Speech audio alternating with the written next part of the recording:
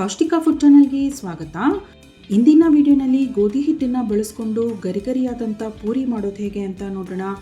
ಹಾಗೆಯೇ ಪೂರಿಗೆ best combination ಆಲೂ ಕರಿ ಅಥವಾ ಬಾಂಬೆ ಸಾಗು ಮಾಡೋದು ಹೇಗೆ ಅಂತ ನೋಡೋಣ.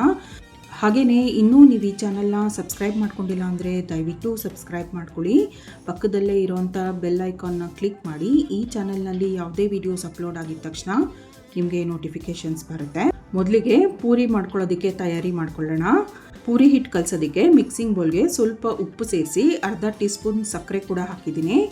ಅರ್ಧ ಕಪ್ಪಷ್ಟು ನೀರು ಹಾಕ್ಬಿಟ್ಟು ಇದನ್ನು ಚೆನ್ನಾಗಿ ಮಿಕ್ಸ್ ಮಾಡ್ಕೊಳ್ಳೋಣ.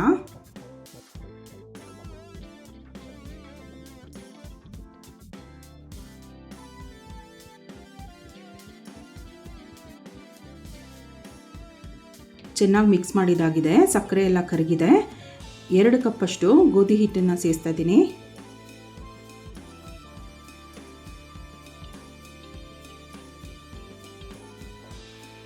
ಇದ್ರ ಜೊತೆಗೆ 1/4 ಕಪ್ ಚಿರೋಟಿ ರವೆ ಸೇರಿಸ್ತಾ ಇದ್ದೀನಿ. ಚಿರೋಟಿ ರವೆ ಇಲ್ಲ ಅಂದರೆ ನೀವು ಮೀಡಿಯಮ್ ರವೆ ಕೂಡ ಸೇರಿಸ್ಕೋಬೋದು, ಅಥವಾ 1-2 ಟೇಬಲ್ ಸ್ಪೂನ್ ಅಕ್ಕಿ ಹಿಟ್ಟು ಕೂಡ ಹಾಕ್ಕೋಬೋದು. 2 ಸಣ್ಣ ಸೌಟಷ್ಟು ಎಣ್ಣೆನ ಸೇರಿಸ್ತಾ ಇದ್ದೀನಿ.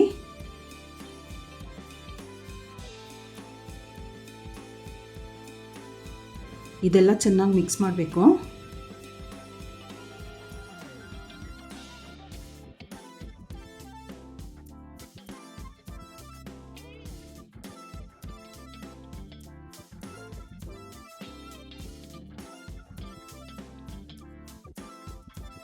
ಇದಕ್ಕಿವಾಗ ಸ್ವಲ್ಪನೇ ನೀರು ಸೇರಿಸ್ತಾ ಹಿಟ್ಟನ್ನು ಕಲಿಸ್ಕೊಳ್ಳೋಣ.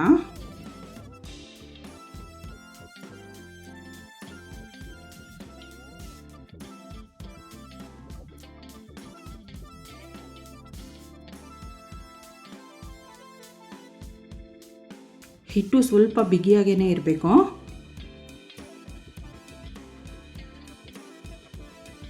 ಒಂದು ಸ್ವಲ್ಪ ಎಣ್ಣೆ ಸೇರಿಸ್ಬಿಟ್ಟು ಹಿಟ್ಟನ್ನು ಚೆನ್ನಾಗಿ ನಾದ್ಕೋಬೇಕು.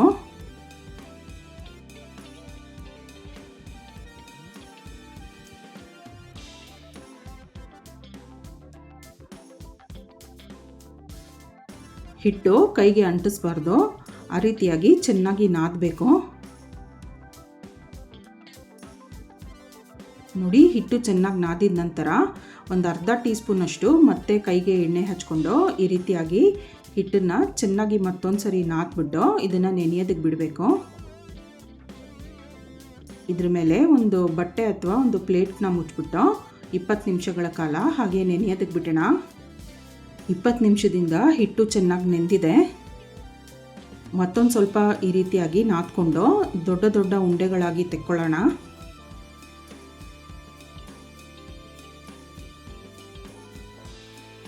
ಮಣೆ ಮೇಲೆ ಸ್ವಲ್ಪ ಎಣ್ಣೆ ಹಚ್ಬಿಟ್ಟು ಹಿಟ್ಟನ್ನು ಚೆನ್ನಾಗಿ ನಾನಿಲ್ಲಿ ಮಾಡ್ತಾ ಇರೋ ರೀತಿ ಚೆನ್ನಾಗಿ ನಾದ್ಕೋಬೇಕು.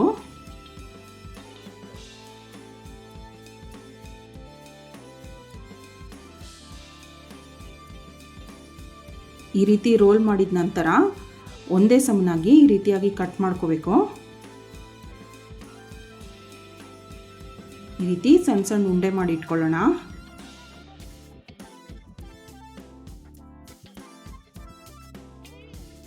ನೋಡಿ, ಅಷ್ಟು ಹಿಟ್ಟಲ್ಲೂ ಈ ರೀತಿ ಉಂಡೆ ಎಲ್ಲ ಮಾಡಿಟ್ಟಿದ್ದಾಗಿದೆ. ಈ ಹಿಟ್ಟೆಲ್ಲ ಒಣಗಬಾರ್ದು, ಹಾಗಾಗಿ ಸ್ವಲ್ಪ ಎಣ್ಣೆ ಹಚ್ಬಿಟ್ಟು ಮತ್ತೆ ಅದನ್ನು ಪ್ಲೇಟ್ ಮುಚ್ಚಿನೇ ಇಡಬೇಕು. ಒಂದೊಂದೇ ಪೂರಿನ ಲಟ್ಟಿಸ್ಕೊಳ್ಳೋಣ. ಪೂರಿ ಲಟ್ಟಿಸೋದಕ್ಕೆ ಸ್ವಲ್ಪ ಎಣ್ಣೆ ಸೇರಿಸ್ಬಿಟ್ಟು ಲಟ್ಟಿಸ್ತಾ ಇದ್ದೀನಿ.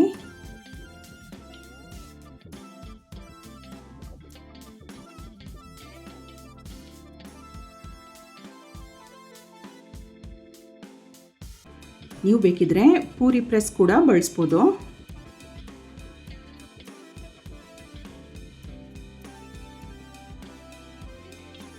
ಈ ರೀತಿಯಾಗಿ ಗುಂಡುಗೆ ತುಂಬ ದಪ್ಪನೂ ಇರಬಾರ್ದು, ತುಂಬ ತೆಳ್ಳಗೂ ಇರಬಾರ್ದು. ನೋಡಿ, ಈ ರೀತಿಯಾಗಿ ಲಟ್ಟಿಸ್ಕೋಬೇಕು. ಕಾದ ಎಣ್ಣೆಗೆ ಪೂರಿನ ಹಾಕ್ಬಿಟ್ಟು ಅದು ಉಬ್ಬೋವರೆಗೂ ಬೇಯೋದಕ್ಕೆ ಬಿಡಬೇಕು. ನೋಡಿ, ಪೂರಿ ಎಷ್ಟು ಚೆನ್ನಾಗಿ ಉಬ್ಬಿ ಬರ್ತಿದೆ. ಒಂದು ಕಡೆ ಬೆಂದ ನಂತರ ಮತ್ತೊಂದು ಕಡೆ ಕೂಡ ಬೇಯೋದಕ್ಕೆ ಬಿಡೋಣ.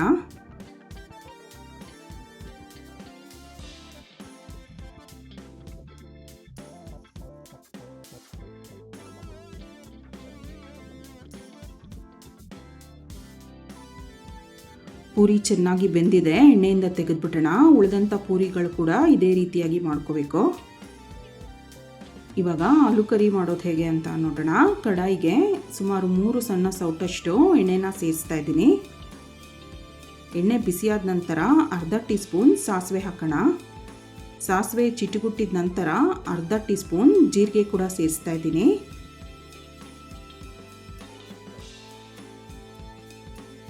ಕಡಲೆಬೇಳೆ 1 ಟೇಬಲ್ ಸ್ಪೂನಷ್ಟು ಹಾಕೋಣ. ಉದ್ದಿನಬೇಳೆ 1 ಟೀ ಸ್ಪೂನ್, ಒಂದು ಸ್ವಲ್ಪ ಹಿಂಗು ಕೂಡ ಸೇರಿಸ್ಬಿಟ್ಟು ಇದೆಲ್ಲ ಗರಿ ಗರಿ ಆಗೋವರೆಗೂ ಫ್ರೈ ಮಾಡ್ಕೊಳ್ಳೋಣ.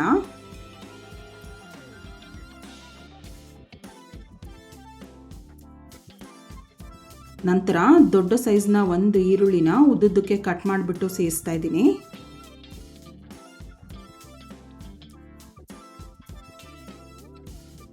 ಈರುಳ್ಳಿನ ಕೂಡ ಚೆನ್ನಾಗಿ ಫ್ರೈ ಮಾಡಬೇಕು.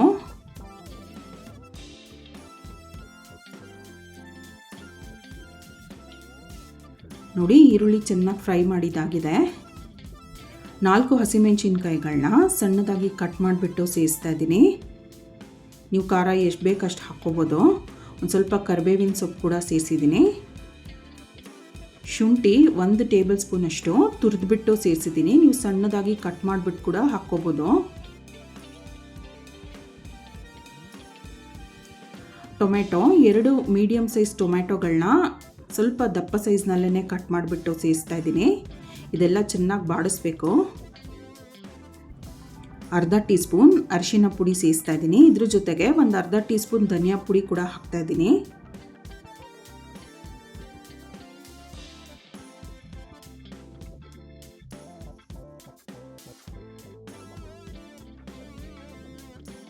ರುಚಿಗೆ ತಕ್ಕಷ್ಟು ಉಪ್ಪು ಹಾಕೋಣ.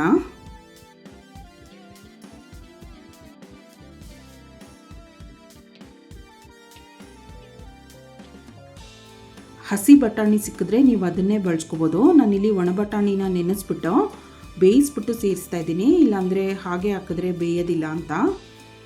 ಸುಮಾರು ಅರ್ಧ ಕಪ್ಪಷ್ಟು ಬಟಾಣಿ ಇದೆ.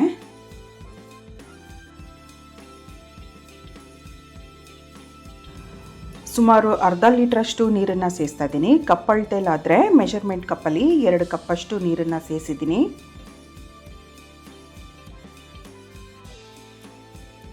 ಇದಿವಾಗ ಕುದಿಯೋದಕ್ಕೆ ಬಿಡೋಣ.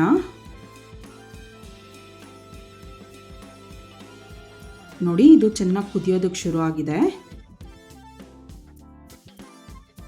ಈ ಹಂತದಲ್ಲಿ ಮೀಡಿಯಮ್ ಸೈಜ್ನ 4 ಆಲೂಗೆಡ್ಡೆನ ಬೇಯಿಸ್ಬಿಟ್ಟು ಮ್ಯಾಶ್ ಮಾಡಿ ಇಟ್ಟಿದ್ದೀನಿ. ಇದನ್ನು ಸೇರಿಸೋಣ. ತುಂಬ ನೈಸಾಗಿ ಆಲೂಗೆಡ್ಡೆಗಳನ್ನ ಮ್ಯಾಶ್ ಮಾಡ್ಕೋಬಾರ್ದು. ನೋಡಿ, ಸ್ವಲ್ಪ ದಪ್ಪ ದಪ್ಪ ಪೀಸ್ಗಳೂ ಇರೋ ಹಾಗೆ ಮ್ಯಾಶ್ ಮಾಡ್ಕೋಬೇಕು. ತುಂಬ ನೈಸಾಗಿ ಮಾಡಿಬಿಟ್ರೆ ಅದೊಂಥರ ಪೇಸ್ಟ್ ಥರ ಆಗುತ್ತೆ. ಆಲೂಗೆಡ್ಡೆ ಹಾಕ್ಬಿಟ್ಟು ಚೆನ್ನಾಗಿ ರೀತಿಯಾಗಿ ಕೈ ಆಡಿಸಿ ಒಂದು 5 ನಿಮಿಷಗಳ ಕಾಲ ಬೇಯೋದಕ್ಕೆ ಬಿಡೋಣ.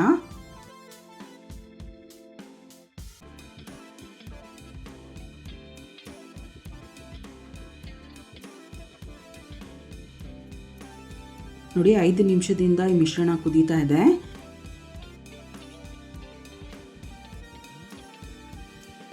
ಎರಡು ಟೇಬಲ್ ಸ್ಪೂನಷ್ಟು ಕಡಲೆ ಹಿಟ್ಟನ್ನು ತೊಗೊಂಡಿದ್ದೀನಿ. ಅರ್ಧ ಕಪ್ಪಷ್ಟು ನೀರು ಹಾಕ್ಬಿಟ್ಟು ಗಂಟಿಲ್ದೇ ಇರೋ ಹಾಗೆ ಮಿಕ್ಸ್ ಮಾಡಬೇಕು.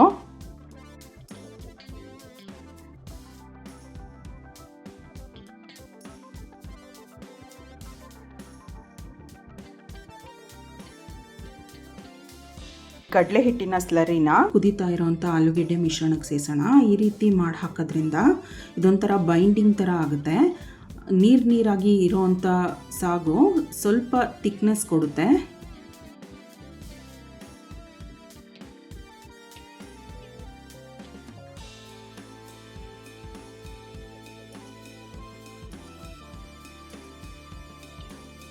ಇದೇ ರೀತಿಯಾಗಿ 1-2 ನಿಮಿಷ ಕುದಿಯಕ್ಕೆ ಬಿಡೋಣ. ಅರ್ಧ ಟೀ ಸ್ಪೂನ್ ಸಕ್ಕರೆ ಕೂಡ ಹಾಕ್ತಾ ಇದ್ದೀನಿ. ಸಕ್ಕರೆ ಸೇರಿಸೋದ್ರಿಂದ ಟೇಸ್ಟ್ ಬ್ಯಾಲೆನ್ಸ್ ಆಗುತ್ತೆ. 1-2 ನಿಮಿಷ ಹಾಗೆ ಕುದಿಬೇಕಿದು. ನೋಡಿ, 2 ನಿಮಿಷದಿಂದ ಕುದೀತಾ ಇದೆ.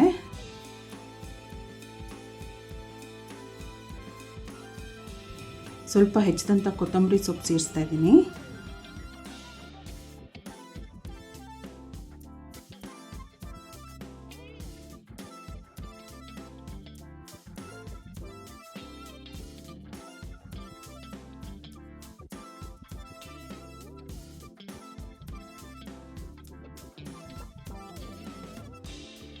ಇದಿವಾಗ ಸ್ಟವ್ ಆಫ್ ಮಾಡಿಬಿಡೋಣ. ಕಡೆಯದಾಗಿ 2 ಟೀ ಸ್ಪೂನಷ್ಟು ನಿಂಬೆ ರಸನ ಸೇರಿಸ್ತಾ ಇದ್ದೀನಿ. ಸ್ಟವ್ ಆಫ್ ಮಾಡಿದ ನಂತರ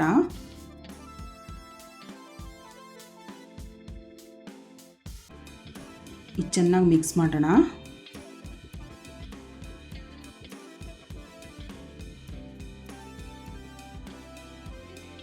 ಆಲೂ ಕರಿ ಅಥವಾ ಬಾಂಬೆ ಸಾಗು ಸಿದ್ಧವಾಗಿದೆ.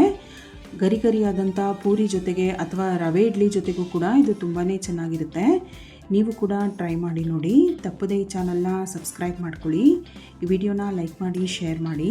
Thank you.